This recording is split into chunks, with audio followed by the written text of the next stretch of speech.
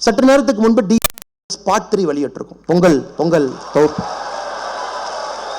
இந்த பார்ட் 3 பார்த்தீங்கன்னா கொஞ்சம் நீளமா இருக்கு. பார்ட் 3 வந்து பார்ட் 1 வந்து வெளிப்படையான சொத்து, பார்ட் 2 பினாமி சொத்து. பார்ட் 3 ஒரு டிஎம்கேங்கிற கட்சி எப்படி அப்படிங்கிறத காட்ட ஒரு சின்ன முயற்சி எடுத்திருக்கும்.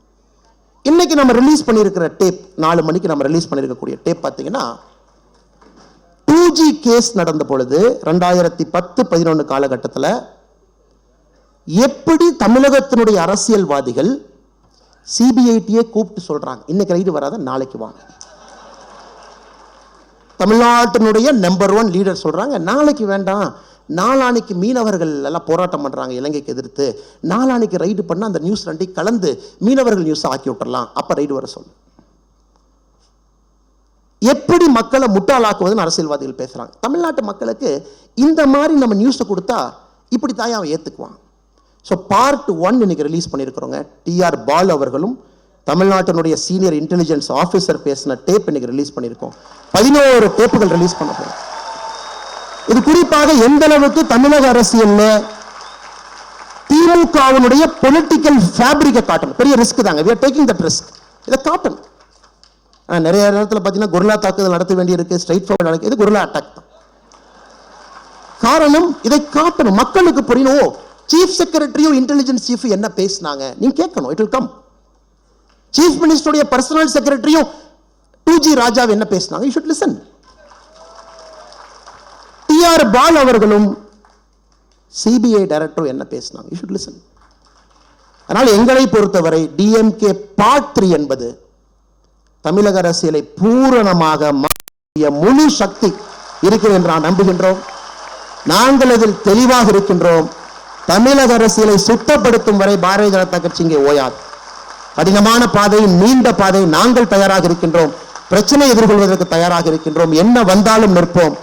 ஆனால் இத்தனை நேரமா நம்ம பேசுறது நடக்கணும். நாங்க திராவிட முன்னேற்ற கழகம் என்கின்ற தீய சக்தி ஒழித்து கட்டப்பட வேண்டும். அதிலே தெளிவாக இருக்கின்றோம். எங்களுக்கு மற்றவங்களோட சண்டை இல்லைங்க.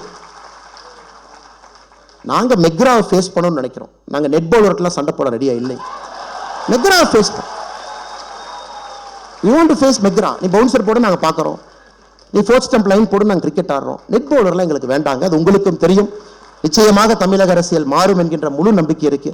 தாமதமாக வந்ததற்காக மன்னிப்பு கேட்டு இவ்வளவு பெரிய மேடையில் ஒரு சாதாரண மனிதன், ஒரு விவசாயினுடைய மகன், என் குடும்பத்திலலாம் ஓட்டு போட கூட யோசிச்சு போற ஆட்களுங்க.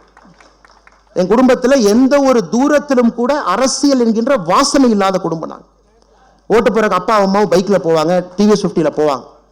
போகும்போது சிரிச்சு பேசிட்டு போவாங்க. நான் தோட்டத்துலேருந்து சின்ன பையனாக பார்ப்பேன். பக்கத்தில் ஊத்துப்பட்டிங்கிற கிராமத்தில் அவங்க ஓட்டு போட்டு வரணும். ஓட்டு போட்டு 2 மணி நேரம் கழிச்சு வரும்போது சண்டை போட்டு முகத்தை திருப்பிட்டு 2 பேர் வருவாங்க. நான் எங்கள் அப்பா அம்மாட்ட கேட்பேன், ஏன் சண்டை போட்டீங்க, போகும்போது நல்லா தானே இருந்தீங்க. எங்கள் அம்மா சொல்லுவாங்க, இல்லைடா உங்கள் அப்பா வந்து இவருக்கு தான் ஓட்டு போடணும்னு கம்பல் பண்ணுறாரு. எங்கள் அப்பா சொல்வார், இவங்க அம்மாவுக்கு ஒன்றும் தெரியாது, வீட்டில் இருக்கிற பொம்பளை, எனக்கு தான் எல்லாம் தெரியும், நான் உலகத்தை பார்த்தவன், இவங்களுக்கு ஓட்டு போடணும்னு சொன்னேன். அது மட்டும்தானுங்க ஐயா என்னுடைய அரசியல். காலத்தினுடைய கட்டாயம், எங்கேயோ செல்ல வேண்டிய நான், எங்கேயோ இருக்க வேண்டிய நான் இங்கே வந்துட்டேன். ஆனால் இருக்கும் வரை நேர்மையாகவும் உண்மையாகவும் நாணயமாகவும் இருப்போம். தூற்றுவர்கள் தூற்றட்டும், அதை பற்றி கவலை கிடையாதுங்க. நம்முடைய பாதை, நம்முடைய இலக்கு, அதில் தெளிவாக இருக்கின்றோம். வருகின்ற காலத்திலும் அப்படியே இருப்போம் என்று சொல்லி எல்லா நண்பர்களுக்கும் நன்றியை தெரிவித்து